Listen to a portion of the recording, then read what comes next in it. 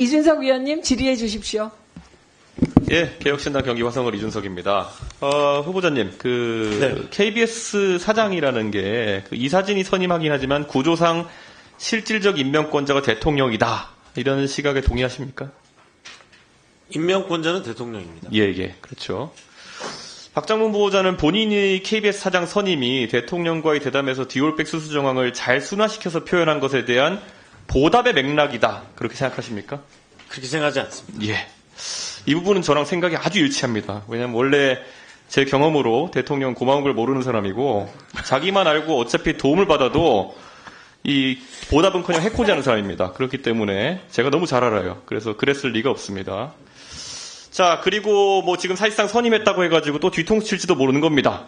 전임 사장님 상황을 보면은 대통령이 원래 그런 분이잖아요. 그래서 그런 상황도 있으니까 저는 다른 야당 의원님들이랑 조금은 생각이 다릅니다. 이게 보훈 인사다 이런 생각은 하지 않고요. 그래서 저는 보답이라기보다는 박장문 후보자를 통해서 대통령이 실현하고 싶은 것이 있었을 것이다. 저는 그것을 보지 않으셨을까라는 생각을 합니다. 대통령이 박장문 후보자를 지명했을 때 자기 대통령 KBS 공약을 실천하고 싶어서 그랬을 거라 좀 보는데 대통령의 KBS 관련 공약이 뭡니까? 한번 설명해 주십시오. 공영성을 강화하고 예. 아마 수신료라든지 공영방송 운영과 관련해갖고 네. 위원회를 만들어서 공영방송의 기능을 강화하겠다. 그런 내용이 있었던 걸로 뭐 혹시 대선 때 있습니다. 유명했던 그 59초 쇼츠라는 걸 보신 적 있나요? KBS 때 한 거? 제가 모르는 사람. 예, 그게 KBS 관련 공약이었는데요. 먼저 뭐 지금 자료 보여주시는 것 같지만은 먼저 그 사극 대하 드라마 편성 같은 것들, 그러니까 공영성을 위해서 다른 방송사는 하지 못하는 것들을 해라가 첫 번째 주문이었고, 네. 그 안에 보면은 국제 뉴스 같은 것들 사실상 편성을 좀 해야 된다. 다른 곳에서는 비용이나 이런 구조 때문에 하지 못하는 것들을 해야 된다. 이런 게 지적이 많았고, 그 다음에 또 이제 영상 아카이브 등을 통해 가지고 사실 사회에 보탬이 되게 하라. 이런, 그러니까 공영성 강화를 기준으로 해가지고 공약들을 냈거든요. 네. 근데 이런 부분에 대해서 알고 계십니까? 네.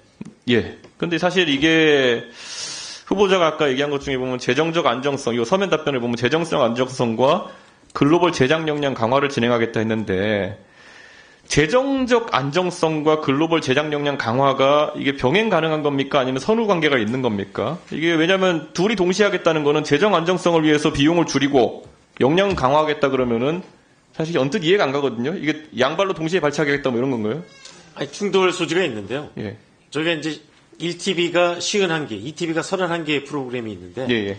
지금까지는 다 이렇게 배분하는 형식으로 제작비를 나눠줬다면 이제 선택과 집중을 통해서 말씀하신 글로벌 시장을 공략하는 거는 예산을 좀 집중하고 예. 다른 부분은 좀 효율화하겠다. 제가 이번에 사실 이 부분에 다시 한번 물어보는 건요. 제가 과방위 하면서 계속 KBS 관계자를 나오면은 국제뉴스 편성이나 아니면 이런 부분은 KBS가 앞장서야 된다. 다른 방송사들은 비용 구조 때문에 안 된다. 그렇게 얘기했는데 최근 들어가지고 KBS 해외 지국이 오히려 8개에서 7개로 줄었죠. 네, 줄었습니다. 그리고 상주 특파원 수는 17명에서 11명으로 줄었죠. 6명이나 크게 줄였는데 이게 맞습니까 그러면? 저희가 이제 비용 절감 때문에 그럼 비용 절감이 방향인 거지. 그러면 이거 뭐 국제 제작 역량 강화하는 게 아니잖아요.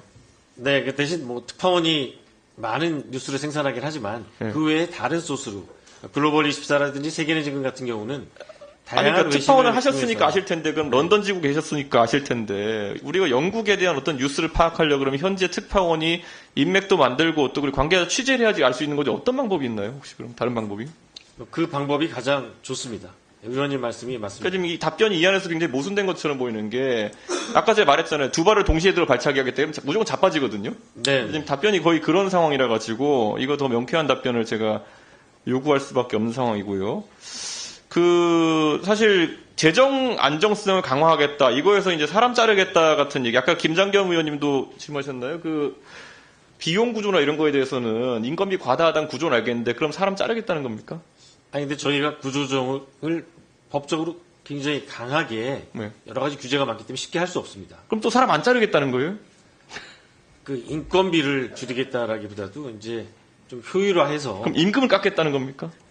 임금을 삭감하는 것 역시 노조와 협의를 해야 되기 때문에 쉽지 않은 그러니까 상황입니다. 제가 이게 사실 죄송하지만 전임 사장님께 똑같이 물었던 게 뭐냐면은 KBS 관계자가 여기 국회 나오면 계속 하는 얘기가 비용을 줄이고 컨텐츠 제작 역량 강화하겠다예요. 근데 그때도 제가 계속 물었거든요. 이거 어떻게 하겠다는 거냐. 그런데 답이 안 나오니까 KBS가 개선이 안 되는 겁니다. 사실 투자를 할 거면요. 오히려 이 자리에서 나 박장범의 KBS는 지금까지와 다를 것이고 컨텐츠 면에서 이런 경쟁력을 확보할 거기 때문에 오히려 돈을 더 쓰겠다. 일시적으로는 적자가 늘어날 수 있겠지만은 나중에 그 투자에 대해서 리턴이 있을 거다. 이런 걸 설파하셔야 되는 거고 그게 아니면 지금 박민 사장과 다른 게 뭡니까? 똑같은 겁니까?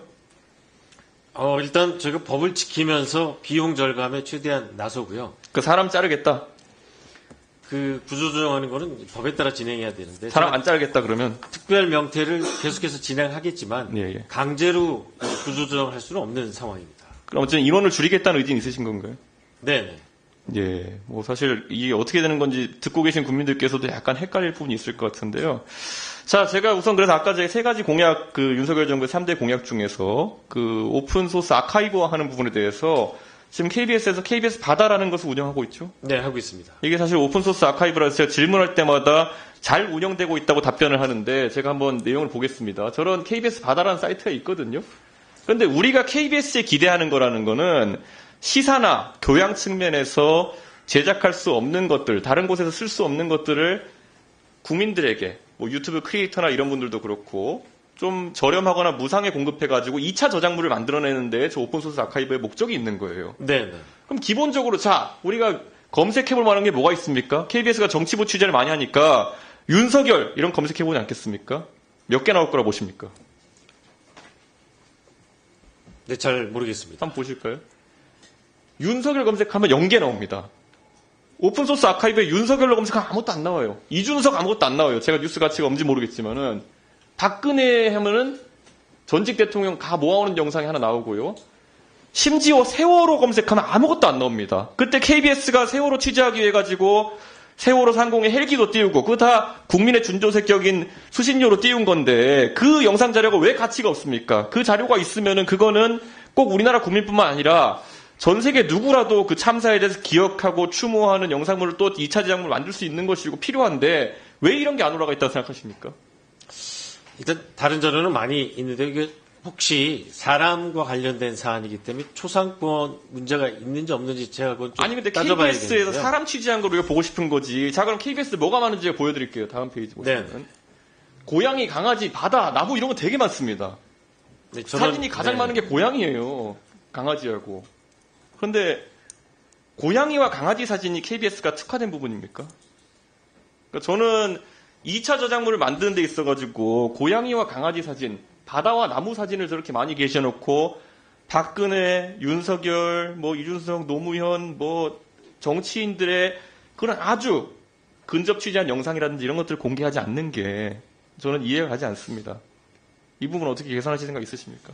네, 위원님 말씀대로 수요자가 저희가 국민들에게 서비스를 제공하기 위해서 만든 사이트니까요. 국민들의 니즈가 있다면 그렇죠. 그리고 이건 적극적으로 대통령 공약이었고 제공하겠습니다. 대통령 공약에서 이런 게 들어간 이유는 제가 공약 만들어서 잘 아는데 2차 저작물로 이거를 더 대한민국의 크리에이터들이나 아니면은 이런 영상 하시는 분들한테 도움이 되게 하라는 거거든요. 사실 언론사의 사회공헌을 위해서 이런 거 되게 많이 합니다. 예를 들어 신문을 만드는 업체들 같은 경우에는 조선일보나 한겨레 신문 이런 데 보면 명조체 무슨 뭐 결체 이렇게 다 서체를 공개하기도 하고요. 그걸 통해 가지고 또 다양한 인쇄물이나 이런 거 만들어서 사회에 공헌하기도 하고요.